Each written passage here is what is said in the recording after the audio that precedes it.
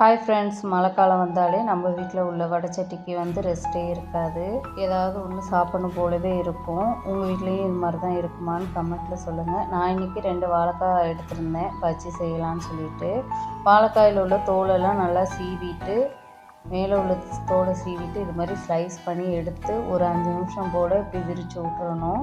இதுக்கு பேட்டர் கடலை மாவு, 2 ஸ்பூன் பச்சரிசி மாவு, கொஞ்சமாக மிளகாத்தூள், கொஞ்சம் பெருங்காயத்தூள், கொஞ்சம் பேக்கிங் சோடா, மாவு இட்லி மாவு புளிக்காத மாவு கொஞ்சம் ஊற்றினீங்கன்னா நல்லா புஸ்ஸுன்னு உப்பி வரும். எண்ணெயும் குடிக்காது. தண்ணி தேவையான அளவு சேர்த்து தோசை மாவு பதத்துக்கு எடுத்துக்கணும். எடுத்துகிட்டு கடாயில் எண்ணெயை ஊற்றி எண்ணெய் காஞ்சதுக்கப்புறம் நம்ம பஜ்ஜி மாவில் வாழைக்காயை டிப் பண்ணி போட்டு எடுத்துட வேண்டியதுதான். எண்ணெயும் குடிக்காது, நல்லா புஸ்ஸுன்னு உப்பி வரும். ட்ரை பண்ணி பாருங்கள். எப்படி இருந்துச்சுன்னு கமெண்ட்டில் சொல்லுங்கள்.